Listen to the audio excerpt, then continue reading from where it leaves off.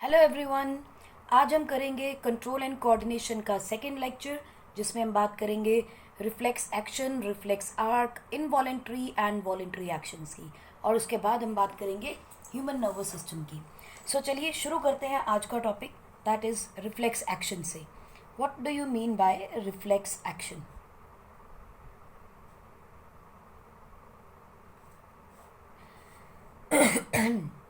बच्चों, reflex action is spontaneous, automatic, and mechanical response to any stimulus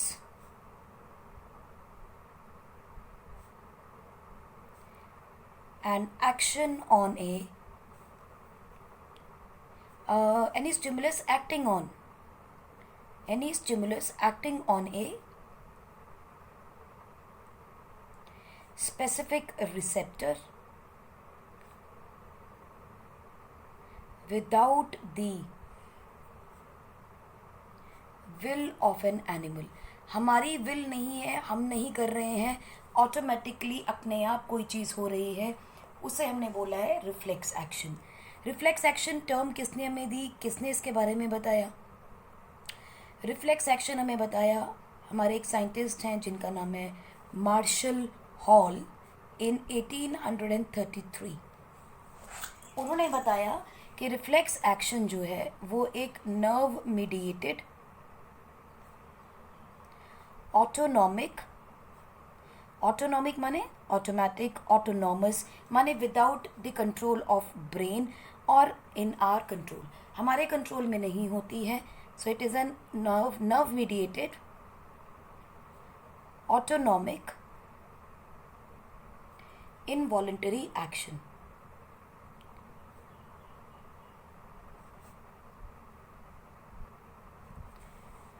ठीक है, इसे हम बोलते हैं रिफ्लेक्स एक्शन। एक फ्लो चार्ट की फॉर्म में समझते हैं कि इसमें होता क्या क्या है and how it is going to help us. देखिए, जितने भी बॉडी के रिसेप्टर्स होते हैं, these receptors are going to receive stimulus। ठीक है, बहुत सारे स्टिमुलस होंगे तो स्टिमुलाई बोल देंगे। now these stimuluses, these all the receptors are going to transmit information by nerve fiber। ये तो अभी हम जान गए हैं कि वहाँ हमारे दिमाग तक या हमारी स्पाइनल कॉर्ड तक जाने का रास्ता क्या है, नर्व्स के थ्रू है। ये ट्रांसमिट करते हैं इंफॉर्मेशन आपके सेंट्रल नर्वस सिस्टम को।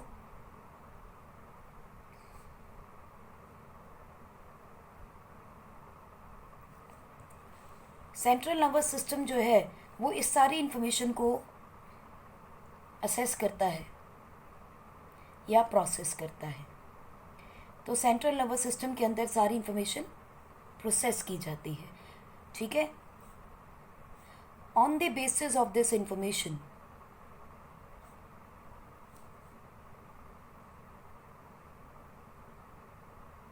on the basis of information received and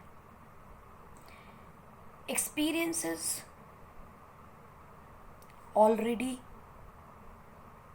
stored, यानी जो पहले कभी हुआ है उसके बारे में हमने क्या किया, कैसे हुआ, उसका इफ़ेक्ट क्या था, उसकी फीलिंग कैसी थी, वो सब चीज़ें सारी इन्फॉर्मेशन पहले ही स्टोर्ड रहती हैं। और जो अब इन्फॉर्मेशन आई है उसको, और जो पहले इन्फॉर्मेशन स्टोर्ड है उसको चेक किया जाता है, एनालाइज किया जाता है। कौन करता है? सेंट्रल नर्वस सिस्टम करता है। नर्वस सिस्टम सारा कुछ असेस करने के बाद थ्रू योर मोटर नर्व्स और मोटर न्यूरॉन्स सेंड्स इंफॉर्मेशन कहाँ पर? To appropriate part of body. ज़रूरी नहीं आंखों ने देखा तो आंखों के पास ही मैसेज आए, हो सकता है आंखों ने देखा मैसेज हाथों के पास आए, that you should not see this thing, it is very bad, going to damage you, going to harm you, so you will close your eyes by putting your hands on it. So which one is the appropriate part of the body? Appropriate part of the body is your hand. ठीक है, और हाथों को response पहुंचा कि तुम्हें आंखें बंद करनी है, सो ये क्या करते हैं, द रिस्पॉन्स इज टेकन और is received and acted or reacted by the effector muscle group. Correct? So this is what is going on in a reflex action. ये है आपका reflex action. Usually what happens, देखो ये जो part है ना, central nervous system के पास जाना, एनालाइज को, इन्फॉर्मेशन को लेना, असेस करना और फिर मोटर नर्व के थ्रू इन्फॉर्मेशन वापस आना, ये सारे के अंदर it does take some time.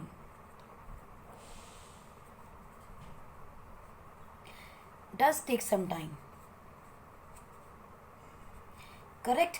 But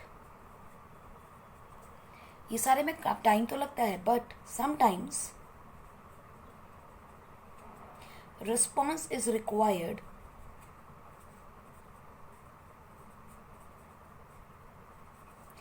immediately. Response is required immediately to prevent any harm. ठीक है. So reflex action occurs.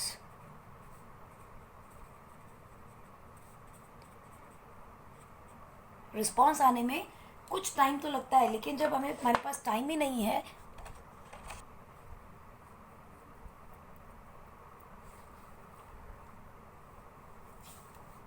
Then at that time we need something very quick.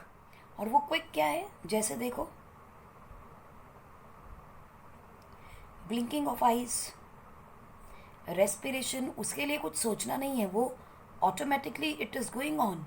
ठीक है. और when it is pinched by any needle or pricked by any needle, तो क्या होता है, sudden reaction होता है, हम हाथ पीछे खींच लेते हैं. So these are those areas, those stimulus जिसके अगेंस्ट हमें इमीडिएट एक्शन चाहिए, and we can not wait for the central nervous system to give us the information. So what happens in reflex action?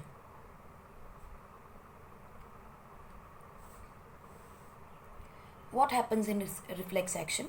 हम क्या कहेंगे, stimulus is received by receptors and an electric impulse is generated. ये electric impulse कहाँ जाती है, spinal cord के पास. Spinal cord के अंदर बच्चों होते हैं रिले न्यूरॉन. जैसे आप रिले रेस खेलते हो ना, एक बच्चा भागता है, दूसरे को स्टिक पकड़ाता है या फ्लैग पकड़ाता है, then another fellow starts running and gives this flag to the next member of the team. इसी तरह से एक नर्व इम्पल्स यहाँ से चलती है, नेक्स्ट के पास पहुँचती है, नेक्स्ट के पास पहुँचती है. So it keeps on moving from one nerve fibre to next nerve fibre. इस तरह के इन्फॉर्मेशन को बोलते हैं रिले न्यूरॉन्स. स्पाइनल कॉर्ड्स और रिले न्यूरॉन्स कहाँ पड़े हैं, स्पाइनल कॉर्ड के अंदर पड़े हैं. ठीक है. नाउ स्पाइनल कॉर्ड से फिर से ये इलेक्ट्रिक इम्पल्स कहाँ जा पहुँचती है, मोटर न्यूरॉन के पास. और यही मोटर न्यूरॉन इसी इलेक्ट्रिक इम्पल्स को कहाँ लेके जाते हैं, इफेक्टर मसल ग्रुप के साथ. इफेक्टर मसल ग्रुप हो सकता है, इफेक्टर ग्लैंड हो सकता है. ठीक है. Anything it can be. So this is what is going on in reflex action. So what we can say in reflex action,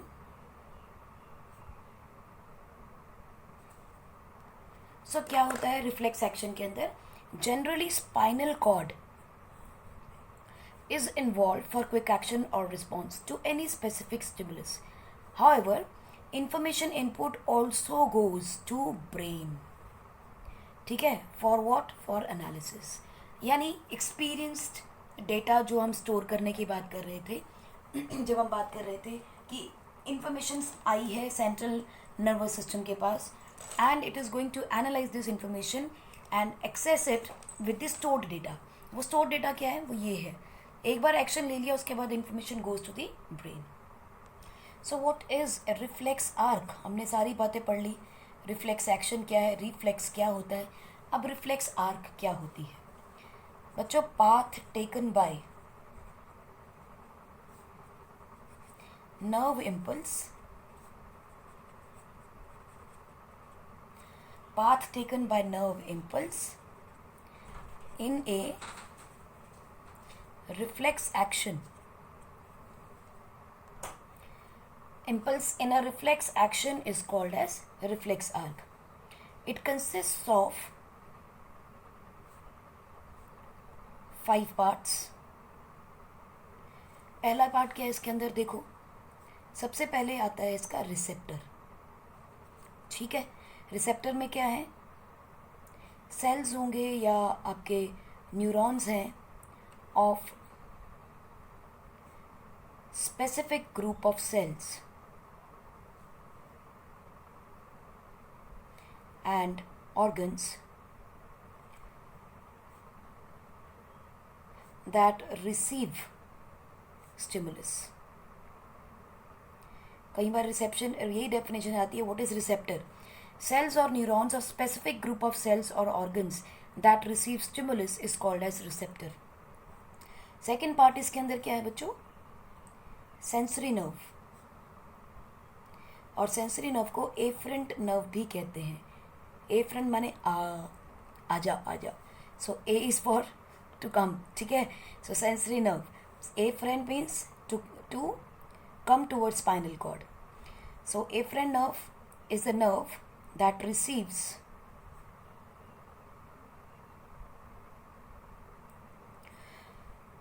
impulse from receptor and transmit information to central nervous system. CNS is central nervous system. Third part क्या आता है? Spinal cord या फिर brain, दोनों इसी part में आ जाएंगे। ठीक है, ये क्या है? अ पार्ट और portion of central nervous system, a portion of central nervous system that analyze and interpret stimulus, उसे समझते हैं और इंटरप्रेट करते हैं, and sets an appropriate motor impulse, यानी कि एक अप्रोप्रिएट ऑर्डर देता है। ठीक है, मोटर इम्पल्स अभी 2 तरह की हो सकती है। अगर तो स्पाइनल कॉर्ड से आती है तो हम उस मोटर इम्पल्स को क्या कहते हैं? स्पाइनल रिफ्लेक्स, जो कि 90% केसेस में हमें मिलता है। But sometimes it comes directly from brain. अगर ब्रेन से आती है, इफ फ्रॉम ब्रेन, तो उसे हम बोलते हैं सेरिब्रल रिफ्लेक्स, क्योंकि ब्रेन का एक नाम, एक हिस्सा ऐसा है जिसे हम सेरिब्रम कहेंगे। ठीक है, that will come to know in the consecutive your lectures, और प्रॉब्ली इसी लेक्चर के थोड़े से पार्ट के आगे आपको इसके बारे में पता चल जाएगा। So this is called as cerebral, BR, cerebral reflex. Next part आपका क्या आ जाता है इसमें? मोटर, मोटर नर्व, या जिसे हम लोग ईफरेंट नर्व भी कहते हैं। ईफरेंट माने जो दूर जा रही है, ठीक है, which is moving away. So motor nerves, it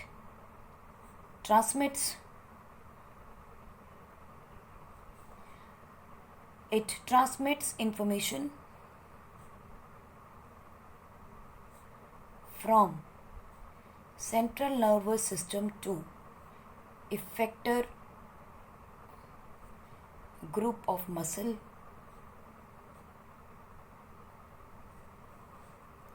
organ और ग्लैंड। और फिफ्थ पार्ट क्या होगा आपका? इफेक्टेड और द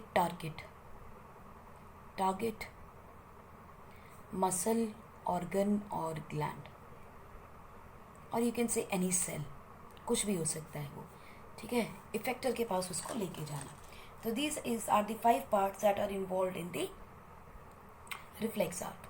अब कई बार हमें ये भी पूछ लेते हैं कि स्पाइनल रिफ्लेक्स क्या क्या होगा, सेरिब्रल रिफ्लेक्स क्या होगा, तो फटाफट उसका चार्ट बना लेते हैं। अब आपको बनाना आ गया होगा, पॉज करके ट्राई कीजिए कि अगर स्पाइनल कॉर्ड से रिफ्लेक्स आ रहा है तो कैसा रिफ्लेक्स आर्क बनाएंगे। मैं इनिशियली आपको शुरू करके देती हूँ, इसके आगे आप बनाइए। पॉज कीजिए and try to make it. Pause कीजिए। ओके, आई होप हो गया है। हो गया।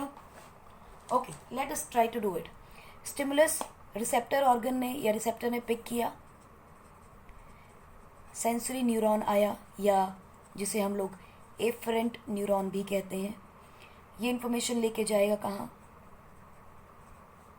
स्पाइनल कॉर्ड के पास। स्पाइनल कॉर्ड में क्या है आगे? रिले न्यूरॉन है।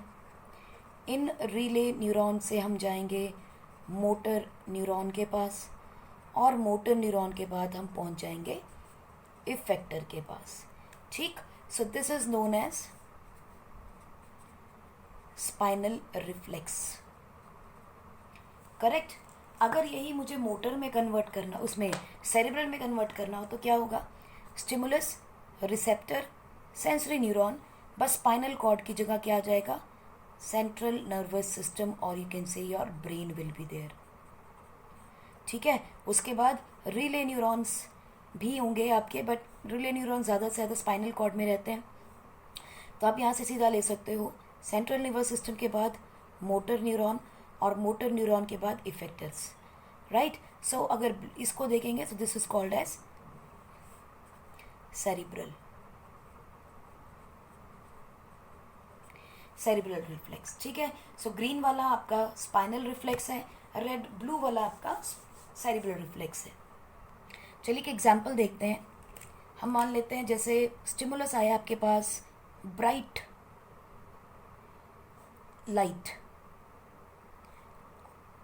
लाइट ऑन आईज, एकदम तेज रोशनी आंखों पे पड़ी, ठीक है।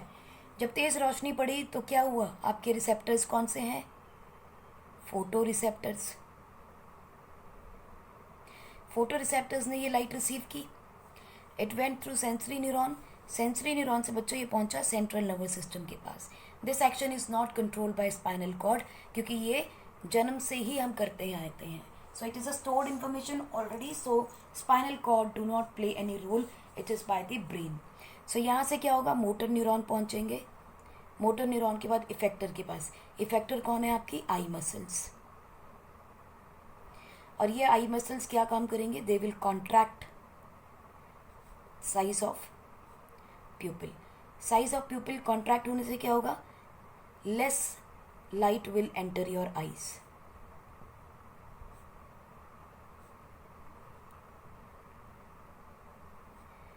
ठीक है। सो this is the reflex by the central nervous system. What is the benefit? Number 1, prevents overloading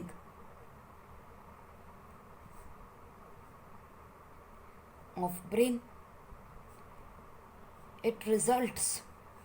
Its results are quick in response to harmful stimuli. So harmful stimuli के लिए इसका रिस्पॉन्स बहुत क्विक होता है। Number 3, it has a survival value, माने हमारे life के लिए भी ये इम्पॉर्टेंट रहता है। वो जो रिफ्लेक्स एक्शन जो है या रिफ्लेक्स आर्क जो है, have evolved as efficient way इसमें मैं सोचना नहीं पड़ता ना. Efficient way of functioning in the absence of true thought process.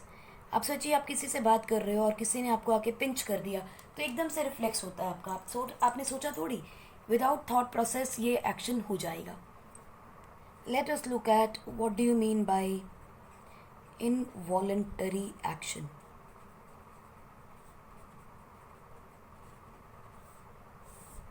Involuntary actions क्या होंगे? Actions performed by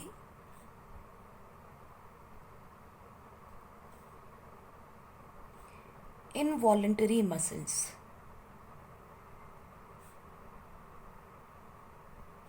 without our will. मतलब कोई भी ऐसा एक्शन जो हमारी मर्जी या हमारी परमिशन नहीं मांगता, उसे हम इनवॉलंटरी कहते हैं. These are to control and coordinate functions of internal organ. अब हार्ट को हम बोले बीट करना रुक जा भाई थोड़ी देर, ठीक है, कॉज पॉसिबल है? नहीं कर सकते हम. आइज ब्लिंक ना करे for some time we can do, but not for the continuous period of time, right? So many are controlled by midbrain and hindbrain. चिंता नहीं करो, मिड ब्रेन क्या है, हाइंड ब्रेन क्या है, दोनों बताएंगे. पर ध्यान अभी ये इतना रख लो कि जितने भी इनवॉलंटरी एक्शंस हैं वहाँ मिड ब्रेन और हाइंड ब्रेन काम करता है. करेक्ट. अगर हम हाइंड ब्रेन की बात करें बच्चों, तो specifically beating of heart beat को हम कंट्रोल नहीं कर सकते. डायाफ्राम जो होता है, डायाफ्राम मूवमेंट इन रेस्पिरेशन, हम वो भी नहीं कंट्रोल कर सकते. डायाफ्राम नीचे की तरफ जाता है तो आपकी चेस्ट कैविटी बड़ी हो जाती है, आप सांस ले पाते हो. हम वो ऑटोमेटिकली होता है, हम उसे कंट्रोल नहीं कर रहे. ठीक है, आपने खाना खाया, ऑटोमेटिकली यू स्वेलो, तो स्वेलो वाला काम जो है वो भी इनवॉलंटरी है हमारा. सलाइवेशन वो भी इनवॉलंटरी है. क्या आप वॉमिटिंग को कंट्रोल कर सकते हैं? To some extent yes, but not always. It is a involuntary expulsion of the material. ठीक है, involuntary throwing out of the things is known as vomiting. So ये सारी की सारी चीज़ें जो है आपका हाइंड ब्रेन और मिड ब्रेन कंट्रोल करते हैं. ठीक, हाइंड ब्रेन के अंदर भी आप ध्यान रखेंगे एक पार्ट आएगा मेडुला, वो इसमें ज़्यादा इम्पॉर्टेंट रोल प्ले कर रहा है. राइट. नेक्स्ट हम देखते हैं वॉलंटरी. आपने आजकल सुना ही, बड़ा वर्ड यूज होता है वॉलंटरी पार्टिसिपेशन. वॉलंटरी पार्टिसिपेशन आप किस में कर सकते हो? Any activity in the school that you would like to participate. और इनवॉलंटरी क्या है? एग्जाम्स. आप चाहो या ना चाहो एग्जाम्स में तो आपको आना ही पड़ेगा. ठीक है, so that is an involuntary action, you can not help it. So now controlled by cerebellum. Brain का एक और पार्ट आएगा, cerebellum, part of brain is responsible for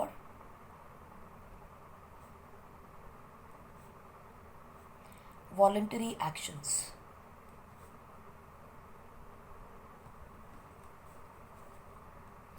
for example आप देखिए वॉकिंग, आप चाहो तो अपनी मर्जी से चलते हो, अपनी मर्जी से रुकते हो. Walking on straight line like cat walk, या प्रैक्टिस करते हो, है ना.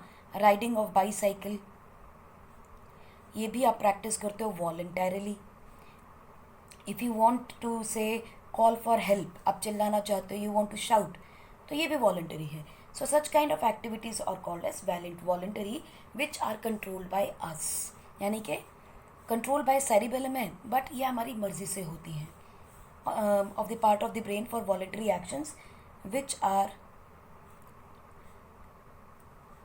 अकॉर्डिंग टू आवर विल,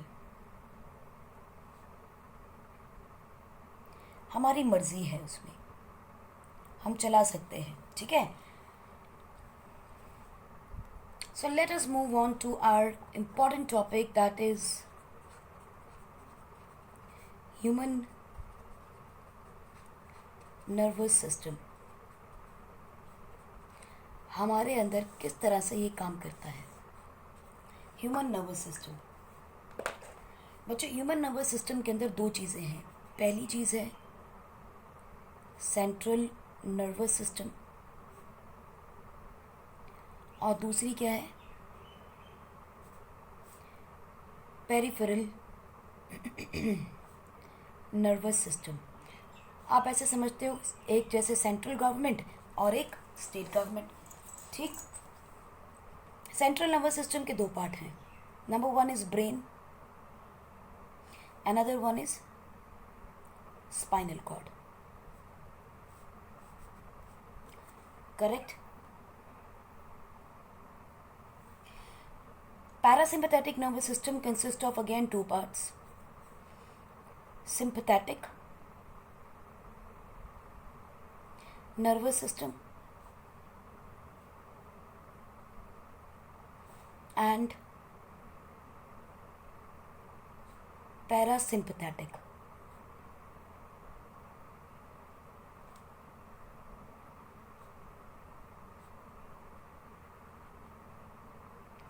ठीक। पैरासिम्पैथेटिक नर्वस सिस्टम में बच्चों एक मिनट, इसमें एक और डिवीजन करते हैं। पैरासिम्पैथेटिक के अंदर एक है वॉलंटरी, जो अपने आप चलता है, अपनी मर्जी से चलता है, और दूसरा है autonomous nervous system. Autonomous nervous system के अंडर आते हैं sympathetic and parasympathetic nervous system. ये जो वॉलंटरी सिस्टम है ना बच्चों, इसमें सब चीज़ें आ जाती हैं। आपका डांस करना, आपका हाथ को मूव करना, आपका बात करना, चलना, ये सब चीज़ें आपकी वॉलंटरी में आ जाती हैं, ठीक है। लेकिन सिंपैथेटिक और parasympathetic nervous system they work in synchronization, माने एक समय पे एक ही एक्टिव हो सकता है। It is just like a switch. आप ये सोचो, एक स्विच है जिसके ऊपर एक के ऊपर लिखा है ऑफ और एक के ऊपर लिखा है ऑन। दोनों में से कोई एक ही एक टाइम पे चल सकता है, ठीक है। लेट अस से ऑफ बटन प्रेस्ड है तो कोई उसकी एक्टिविटी होगी, या फिर ऑन बटन प्रेस होगा तो उसकी एक्टिविटी होगी। दोनों एक साथ काम नहीं करेंगे, लेकिन एक दूसरे के साथ चलते हैं, एक सिंक्रोनाइज्ड मैनर में चलते हैं ये, ठीक है जी। इसके एक्टिविटीज़ का देखते हैं, डिफरेंस कैसे पता चलता है। देखो, हम डिफरेंट ऑर्गन्स को चेक करते हैं, जैसे हार्ट, लंग्स, आईज, यहीं पे लिख लेते हैं, blood vessels, stomach, salivary glands,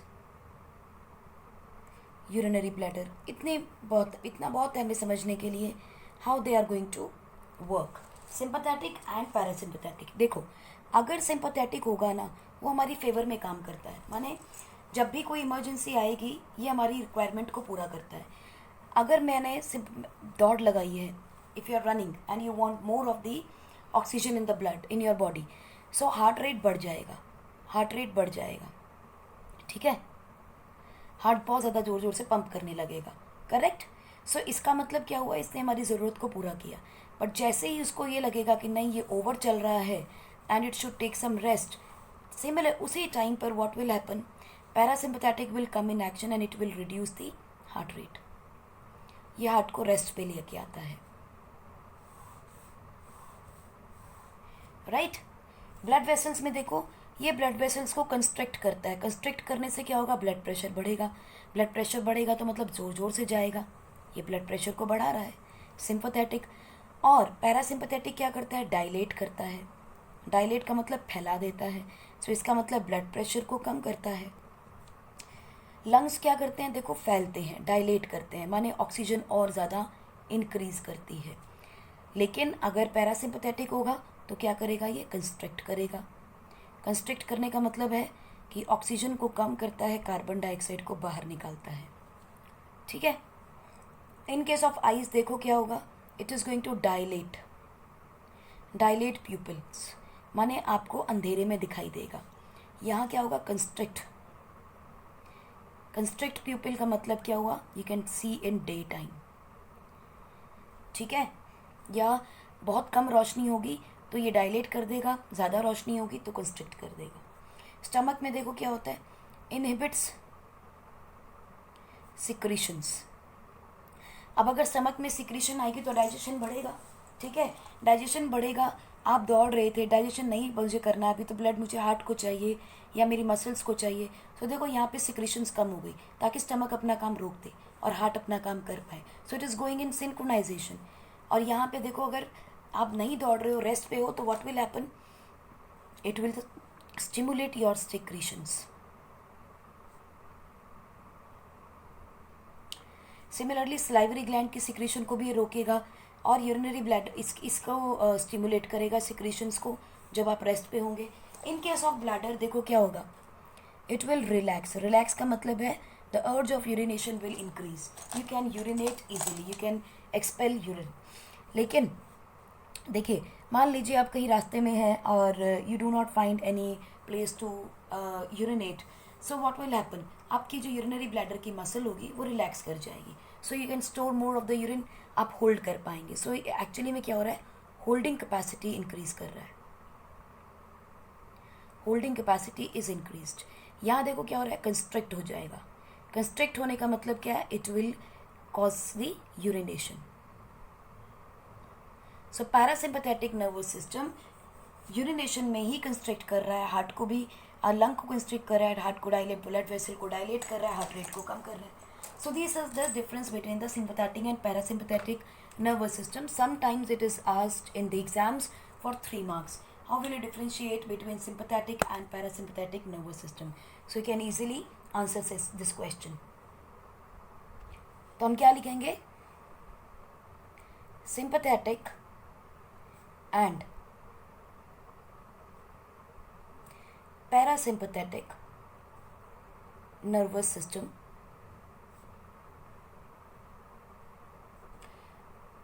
work together but opposite to each other.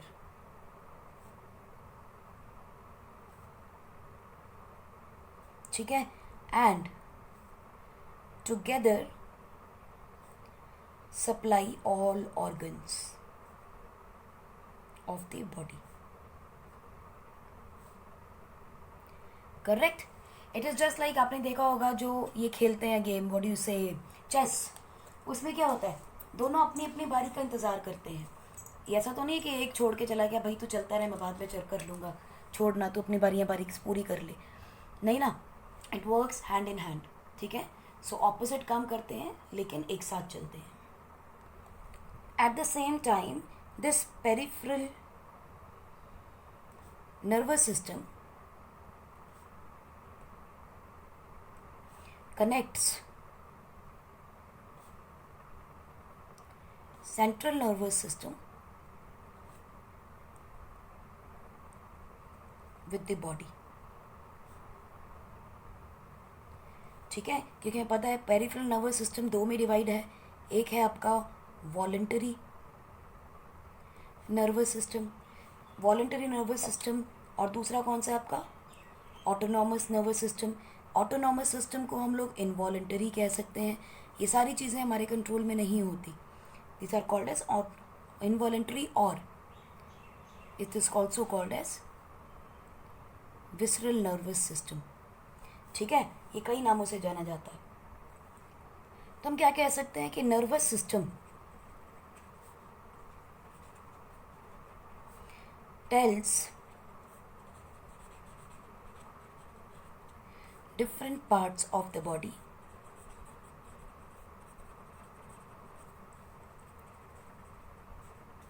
what needs to be done, यानी कि वो सारी पूरी बॉडी को कंट्रोल करता है और ऑर्डर भी देता है, डू इट, ठीक है। ये सारी की सारी चीज़ें आपके नर्वस सिस्टम कर रहे हैं। So nervous system is controlling by ordering and coordinating by telling what needs to be done. So let's now move on to our major topic,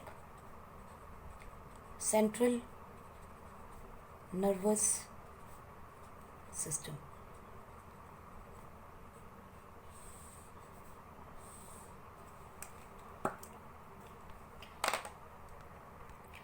central nervous system में क्या है? Brain and spinal cord. जो आपका human nervous system है बच्चों, ये दो चीज़ें कर रहा है। पहले आपको बोल रहा है कि डू इट, ये काम करना ही करना है आपको, ठीक है। और दूसरा कहता है क्या?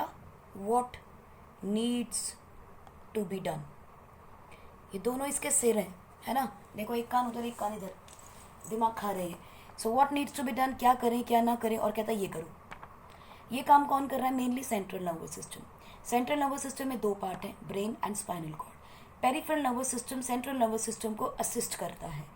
पेरिफेरल नर्वस सिस्टम में है वॉलंटरी नर्वस सिस्टम, जिसे कि, और दूसरा क्या है? ऑटोनोमस नर्वस सिस्टम, जिसे कि हम इनवॉलंटरी नर्वस सिस्टम भी कहते हैं। इनवॉलंटरी नर्वस सिस्टम में क्या है? Sympathetic and parasympathetic, which works together but in the opposite directions. So central nervous system में आपके पास आ गया आपका ब्रेन और स्पाइनल कॉर्ड। तो जब ब्रेन जो होता है, इट इज़ इन हेड, सिर के अंदर है। और स्पाइनल कॉर्ड क्या है? It is in neck and trunk. Trunk क्या है?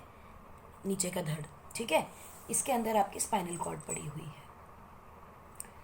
This brain is also known as encephalon. कुछ नई टर्म्स बताने जा रही हूँ जो आपकी एनसीईआरटी में नहीं होंगी।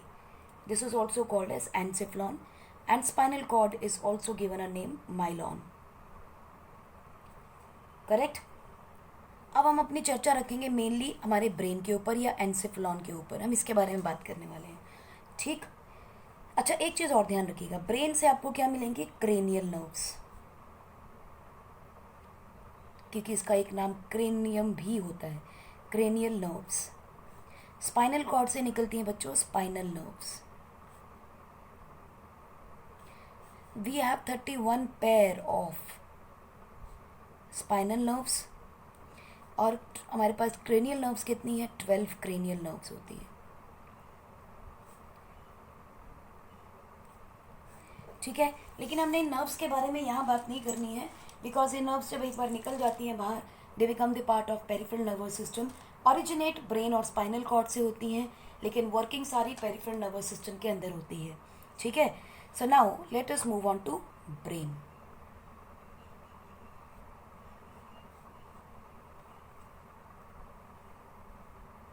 बच्चों, ब्रेन के होते हैं 3 parts. Number 1 is forebrain. Number 2 is midbrain. And number 3 is hindbrain. Right?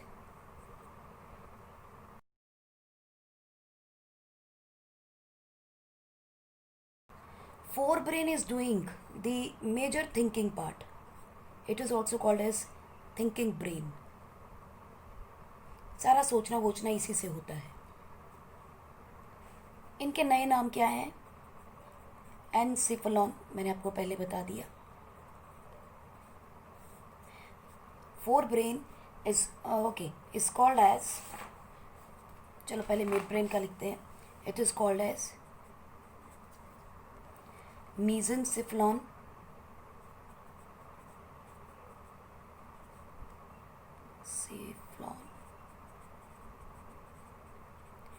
and hindbrain is called as rhombocephalon.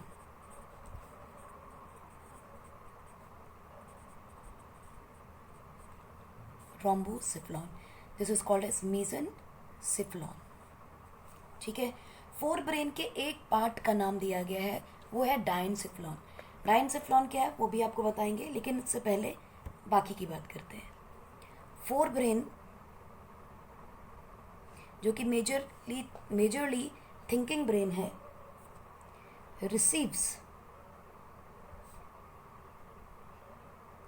Sensory impulses, यानी कि जितनी भी इंफॉर्मेशन आ रही है वो फोर ब्रेन में पहुंचती है from various receptors.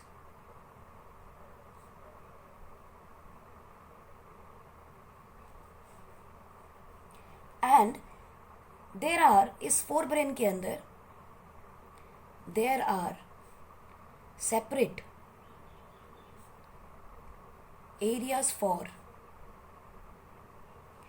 Hearing, smell, sight, touch, etcetera etcetera. बहुत सारे सेंटर्स वहाँ पड़े हुए होते हैं, सबका अलग अलग एरिया, डिफाइंड एरियाज होते हैं।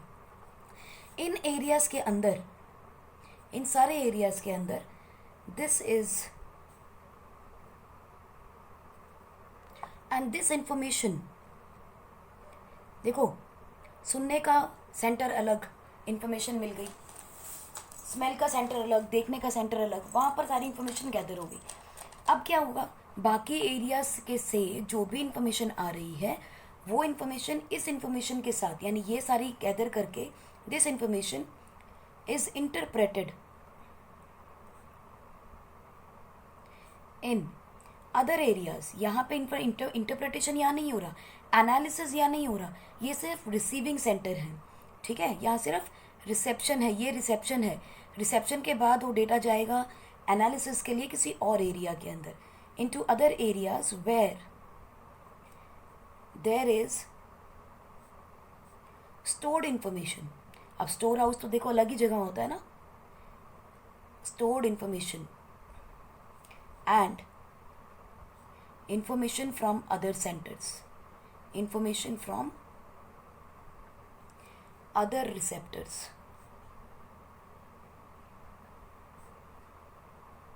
is received। इसको आप ऐसे भी समझ सकते हो,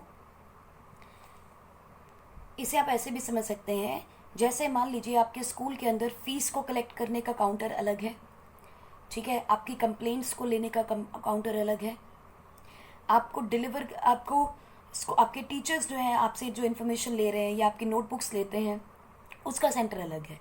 अब आपकी फ़ीस आई कि नहीं आई, और आपकी कोई कंप्लेंट है कि नहीं है, आपने होमवर्क पूरा किया कि नहीं, इस सब का एनालिसिस किसी और जगह पे हो रहा है, they may be at the head teachers room और principals room, correct.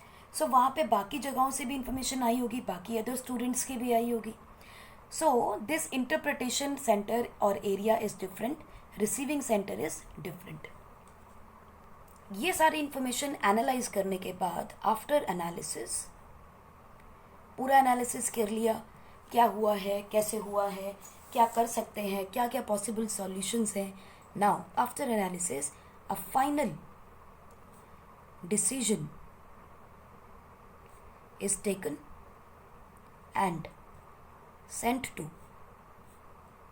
Motor neuron, correct. और ये मोटर न्यूरॉन से कहाँ पहुँचेगी, इफेक्टर तक। अब जो स्कूल की एग्जांपल दी उसमें इफेक्टर कौन है, आप, correct.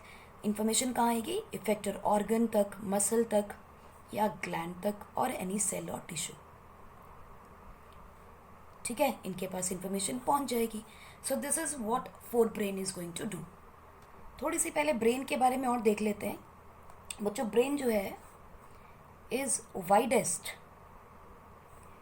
and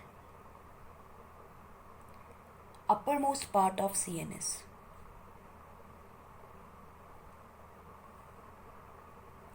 It is situated in a bony box called skull. The bones of cranium, cranium क्या है, nothing but the skull, protects brain. So अगर कोई क्वेश्चन आता है व्हाट प्रोटेक्ट्स ब्रेन, तो पहला पार्ट क्या है, cranium. It is further covered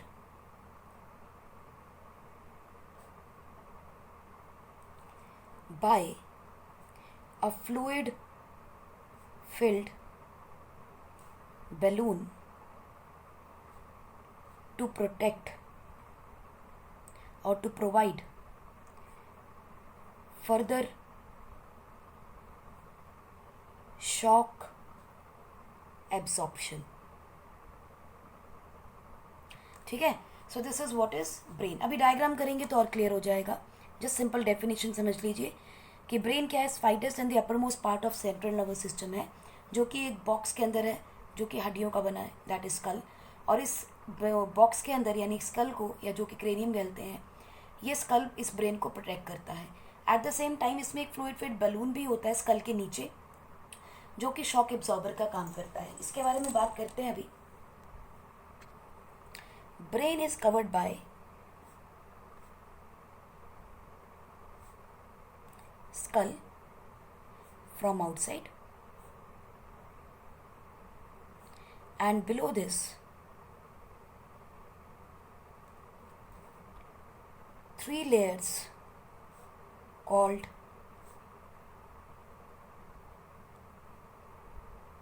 meninges cover brain. Space between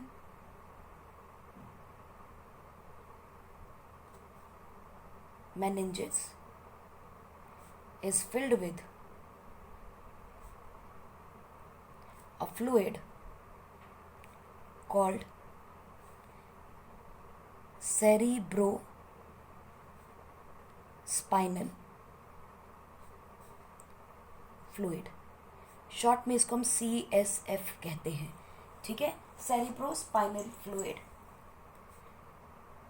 that protects brain from any mechanical shock। सो इसीलिए जो आपका CSF है, that act as a shock absorber, और स्कल एंड मेनिंजेस आपके ब्रेन को प्रोटेक्ट करती हैं। और अगर कोई पूछते हैं शॉक एब्जॉर्बर कौन काम करता है, तो सिर्फ और सिर्फ CSF काम करता है। Study of brain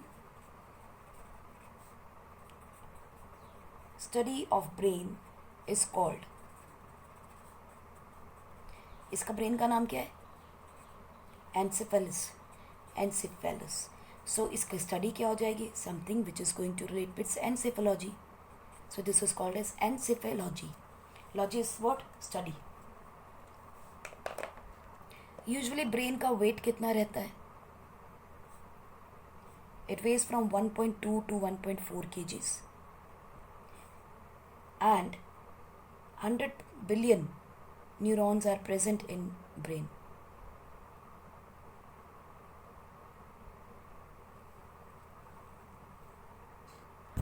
Look at this diagram।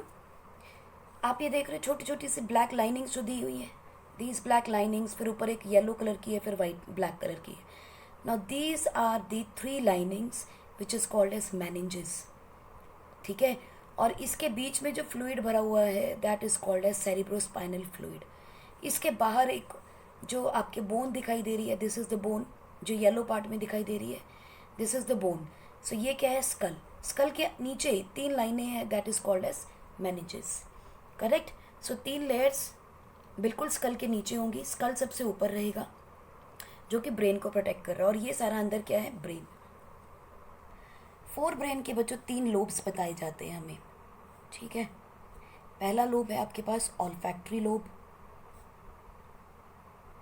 दूसरा आपके पास है cerebral hemispheres, and third part is called as diencephalon. इसीलिए आपको पहले नाम नहीं बताया, diencephalon, mesencephalon, rhombencephalon, diencephalon. Diencephalon के अंदर आ जाते हैं आपके thalamus and hypothalamus, right. Olfactory lobe के अंदर हमें 2 चीज़ें मिलती हैं बच्चों, एक मिलता है आपको ऑल्फैक्टरी बल्ब, और एक मिलता है आपको ऑल्फैक्टरी नर्व।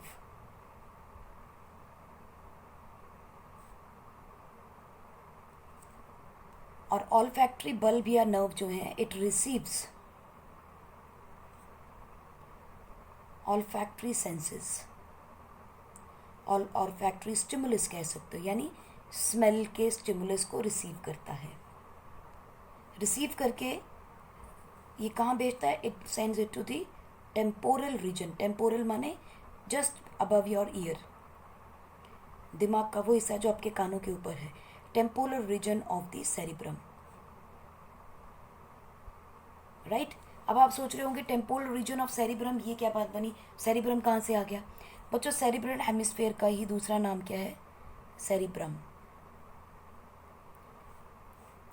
इस सेरिब्रम को हम डिवाइड करते हैं बच्चों 4 पार्ट के अंदर।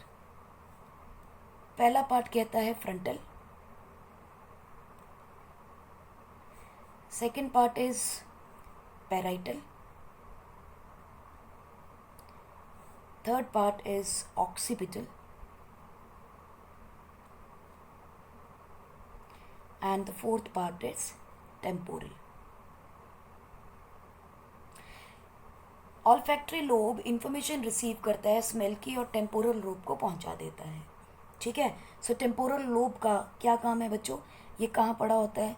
टेम्पोरल लोब जो है बेसिकली आपके ऑल्फैक्शन यानी कि स्मेल का सेंटर भी है और आपका ऑडिटरी सेंटर भी है, यानी कि कान सुनने का काम भी यहीं पर हो रहा है, ठीक है। ऑक्सीपिटल जो है वो बेसिकली किसके लिए होता है? विजन के लिए, बिल्कुल सिर के पीछे का हिस्सा। ये 2 पार्ट बहुत इंपॉर्टेंट है हमारे लिए। फ्रंटल किसके लिए है हमारे पास? फ्रंटल के बहुत सारे काम है, like it is for speech,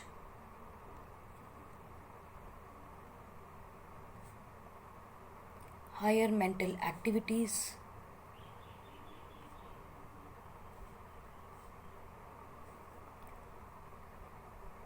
facial muscular activities, यानी आपके जो हंसने का, आपको गुस्सा आ गया, आपने फ्रॉन किया, आप बहुत खुश हो, ये सारे जो फेशियल एक्सप्रेशंस भी आ रहे हैं they are because of the frontal part of the cerebrum. Parietal में अगर हम देखें तो कैसा है? Touch, you can feel the touch, you can feel taste, you can feel smell. Feel smell देखो टेम्पोरल तक पहुंचाया है उसने, ठीक है। कुछ हिस्सा पैराइटल भी काम कर रहा है, टेम्परेचर को मेंटेन करने का काम, ठीक है। एंड कॉन्शियस जितनी भी एक्टिविटीज़ हैं यानी वॉलंटरी एक्टिविटीज़, ये सारे के सारे काम कौन कर रहा है? पैराइटल कर रहा है, यानी इस 4 ब्रेन का ये पार्ट करता है।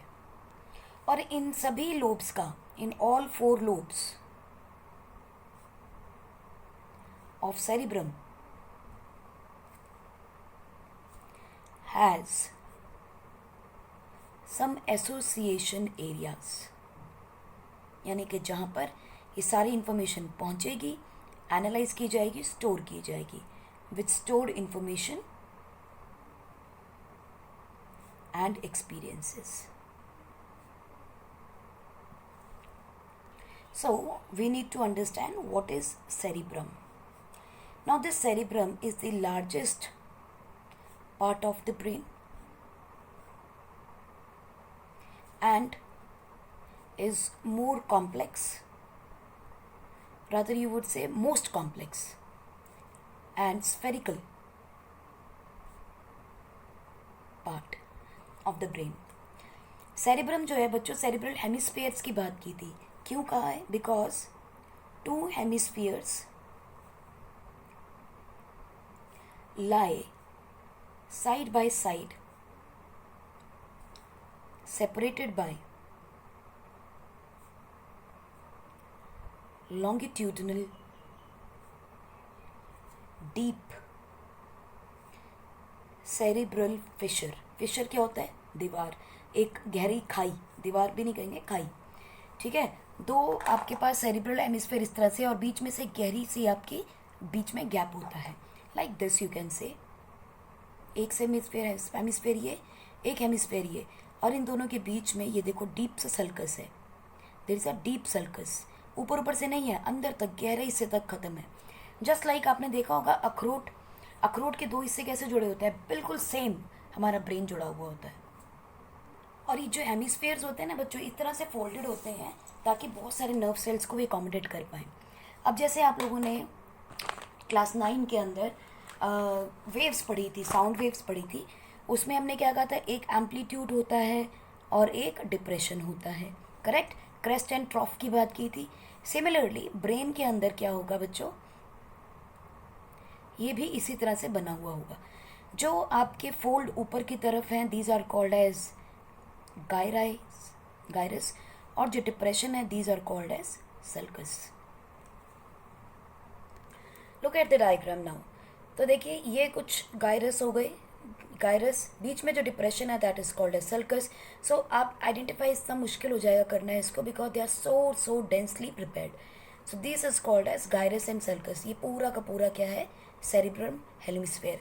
ये आपको एक हेमिस्फेयर दिखाया गया है, इसके ऊपर ही उल्टा करके दूसरा रख दीजिए, then it will become a complete cerebrum.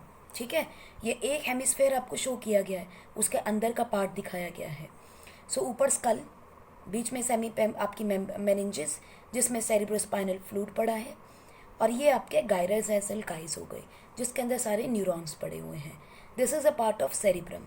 अब इसका आगे का हिस्सा फ्रंटल, इसको कट कर देंगे तो टेम्पोरल, पेराइटल, और इसके बिल्कुल पीछे की तरफ कान की तरफ जो हिस्सा होगा that is called as temporal. Occipital, parietal, frontal, और इसकी बैक में क्या होगा, टेम्पोरल। चलिए एक शॉर्ट में अपन ब्रेन का डायग्राम बना लेते हैं so that we can get to know the things little more clearly.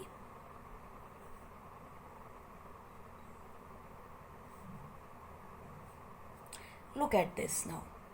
तो ये रहा आपका एक फिशर जो सेरिब्रम को डिवाइड करेगा फ्रंटल लोब में, करेक्ट। ये गया आपका एक और सल्कस, एक और फिशर आपका, which is going to divide it into parietal and occipital, और इनके बीच में ये वाला जो पोर्शन नीचे बचेगा आपके पास, this is known as temporal. इसके नीचे का जो पोर्शन है बच्चों, this is going to go into the spinal cord. So ये एक ब्रेन का वो हिस्सा है, बताया मैंने आपको, जो हम बाहर से देख रहे हैं। This is being seen from outside. Outside देखेंगे तो ये आपके ब्रेन के 4 हिस्से आएंगे, सेरिब्रम के 4 हिस्से होंगे, frontal, parietal, temporal and occipital, correct. चलिए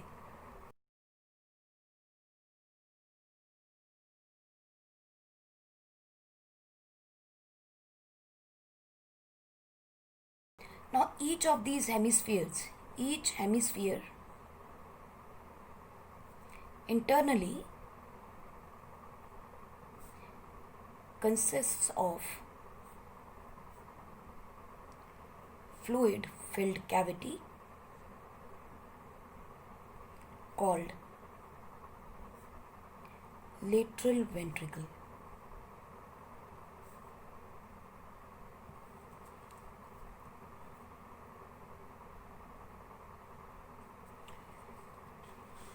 So this is what is cerebrum. Next हम देखते हैं हमारा डायनसिफ्लॉन।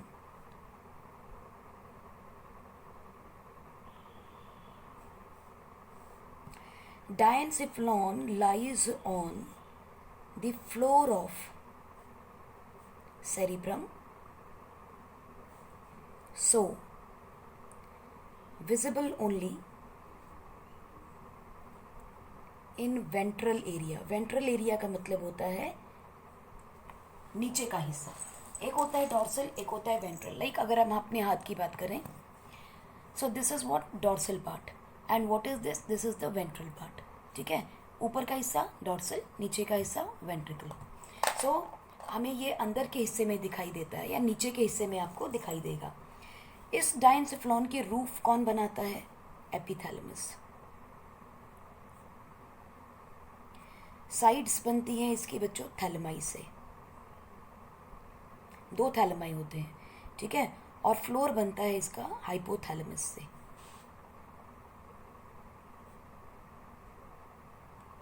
ठीक, ये तीनों मिलके क्या बना रहे हैं, देखो एक रूफ बनी है, कुछ साइड्स बनी हैं, और कुछ फ्लोर बना है, correct, like an inverted funnel.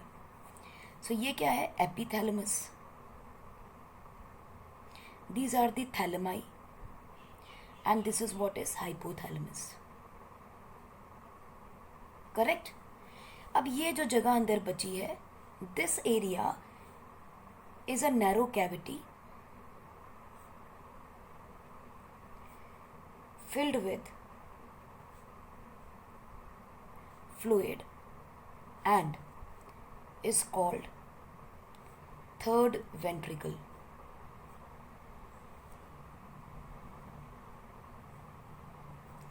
And is called as third ventricle.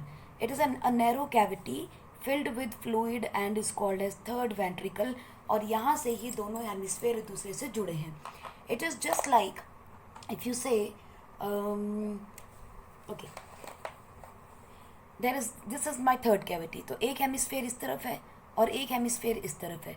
दोनों के बीच में जो एरिया है that is called as third ventricle. और उस थर्ड वेंट्रिकल की रूफ क्या है, फ्लोर क्या है और साइड्स किससे बनी है उसके बारे में हम बात कर ली है. ठीक.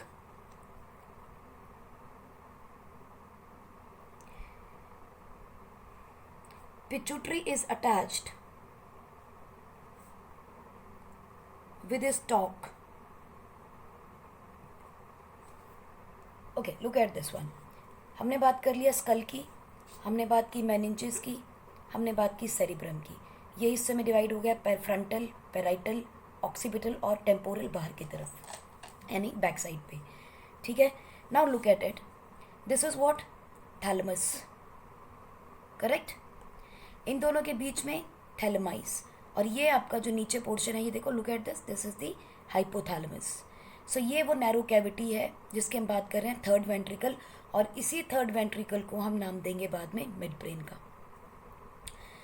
देखो ये रहा पिट्यूटरी ग्लैंड जो कि एक पतली सी पाइप के थ्रू, एक पतली से धागे के थ्रू या स्टॉक के थ्रू हाइपोथैलेमस के साथ कनेक्टेड है.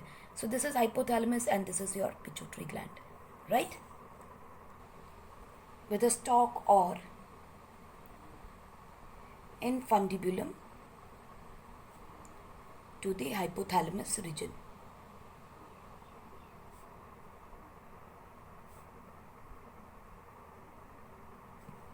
राइट. और हाइपोथैलेमस भी इसी ब्रेन का पार्ट है, इसी पार्ट का एक छोटा सा हिस्सा है जो कि बहुत इंपॉर्टेंट है.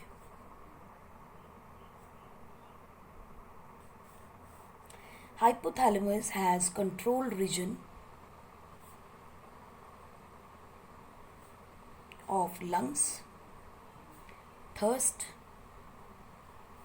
fatigue, हमें थकावट हो रही है, हमें प्यास लग रही है, नींद आ रही है, हमारी बॉडी का टेम्परेचर गड़बड़ है, कम या ज़्यादा है, पसीना आ रहा है, एंड हमारी इमोशंस. इन सब का वास्ता किसके साथ है, हाइपोथैलेमस के साथ है. It secretes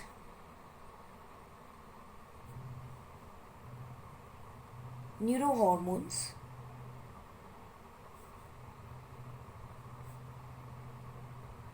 that regulate the secretion of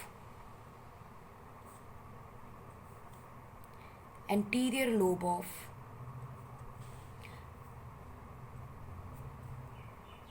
pituitary. ये आप सिंपल कह सकते हो that it controls the secretions of pituitary gland. Pituitary gland को कंट्रोल कौन कर रहा है, हाइपोथैलेमस. बट हम पिट्यूटरी ग्लैंड को क्या बोलते हैं, master gland of the body. Pituitary gland master gland of the body है, मगर बावजूद उसके हाइपोथैलेमस अपने कंट्रोल में रखता है पिट्यूटरी ग्लैंड को, और उसमें सबसे बड़ा रोल प्ले करती है हमारी emotions. Let us look at the diagram of brain so that we can understand what we have studied today. कौन से parts होंगे, कहाँ क्या locations हैं, brain कैसा दिखता है. ठीक है. So इसको देखते हैं और with this we will end today's topic. Midbrain and your hindbrain will take up in the next lecture along with spinal cord. Till then, take care and enjoy yourself. Stay safe, stay home.